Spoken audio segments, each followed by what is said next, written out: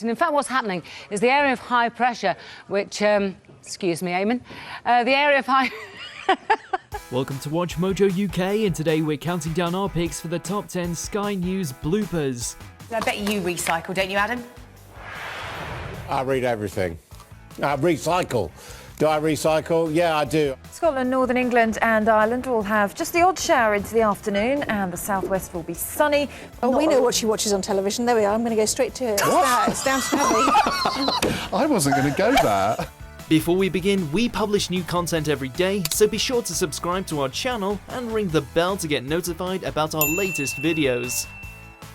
For this list, we'll be looking at the times when things went wrong on live telly for Sky News. From technical difficulties to outrageous interviews, it's all going to be here.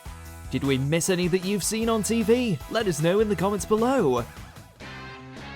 Number 10, Notting Hill Carnival. He honestly should have known better. Joe Tidy went directly to the scene for the Notting Hill Carnival, which is primarily a celebration of Black British culture. I'll hand back to you guys, I'm not going to care. Only, maybe he forgot a big part of the event includes paint and silly string. When interviewing some attendees, Joe soon found himself pelted with paint as he was encouraged to join the fun.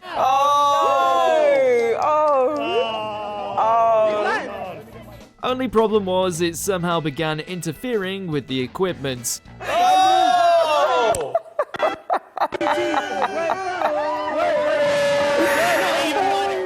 Number 9, Faisal. It's always important to look someone in the eye when you talk to them, or, well, look at them in general, really. When discussing the important matter of the EU customs following Brexit, this newsreader threw over to Faisal. Well, at least he tried. Faisal, tell us, how bad could this week be for her, if you can hear me? Can't see you, that's for sure. It really begs the question of why the mix-up happened in the first place. I mean, did they not notice his chair was empty before cutting to him? I can indeed hear you, and I think that this week isn't the tough week. Did he nip out when they weren't looking? Who knows?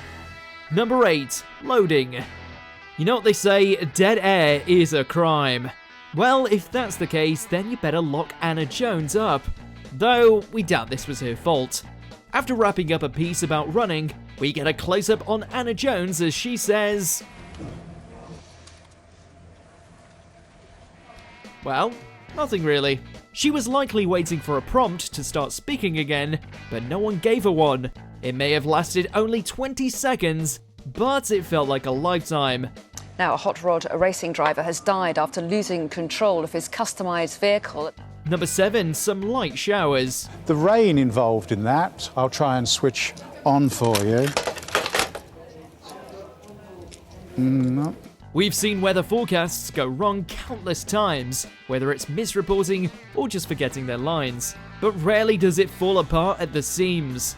Francis Wilson was giving his usual report when this happened. Sunshine for Britain and Ireland. Cold wind, though. Oh, that was interesting. How secure are those things? What's almost funnier than the blunder is his nonchalant attitude towards what just happened. He just goes back to reporting the weather despite getting bonked on the head moments earlier. But sunshine is the main thing. Cold wind and sunny, a fresh day, apart from 2 areas with a little bit of rain. Number 6, absolutely losing it.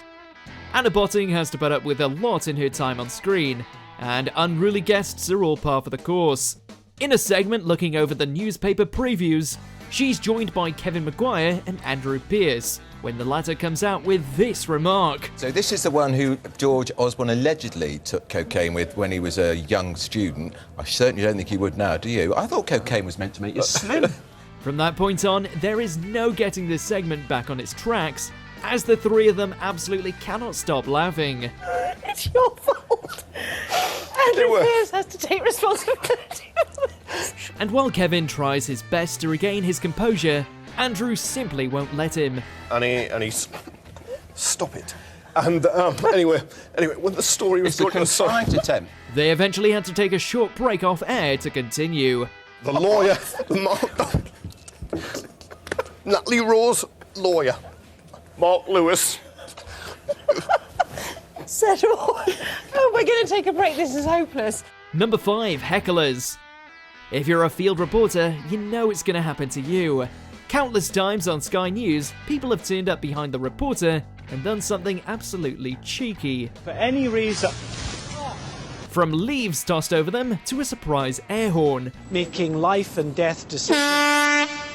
Life and death decisions, sorry about that. And though many times we see it coming, it doesn't make it any less funny. We do feel bad for them though, and the way they recover makes them look like champs every time. So leave them alone, everyone. They're just doing their job. Today, I know. There we are, more rumours in the city starting here. Number 4, come hell or high water. But it's not just people who rudely interrupt broadcasts. Jonathan Ashworth was out and about when answering Sophia Ridge's questions when the weather took a turn for the worse. And it led to mass demonstrations, actually. Oh, excuse me. Oh no! If that wasn't bad enough, the equipment begins tumbling down. And the...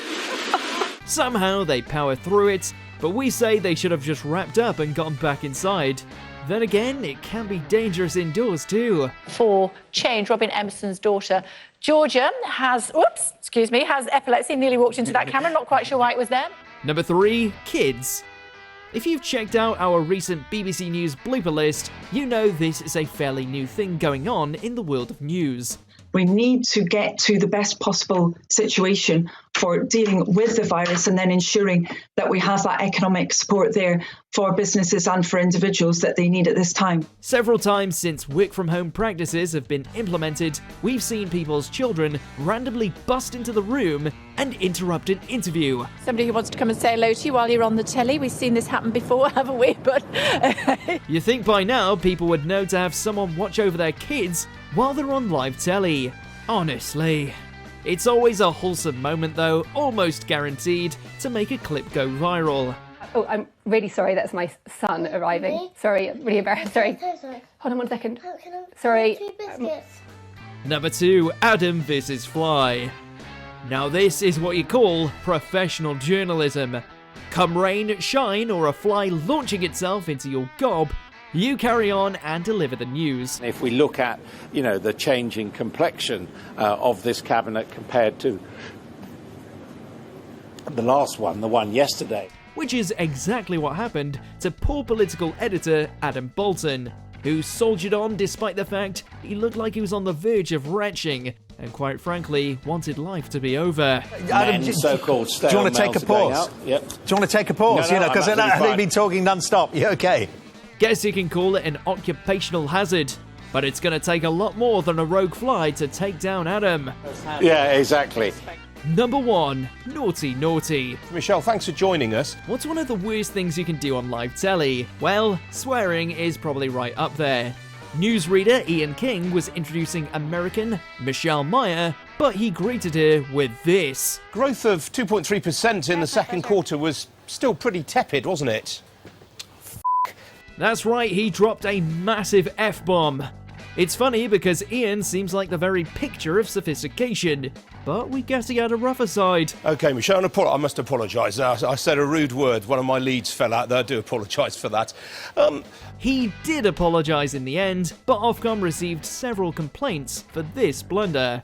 Do you agree with our picks? Check out this other recent clip from WatchMojo UK and be sure to subscribe and ring the bell to be notified about our latest videos.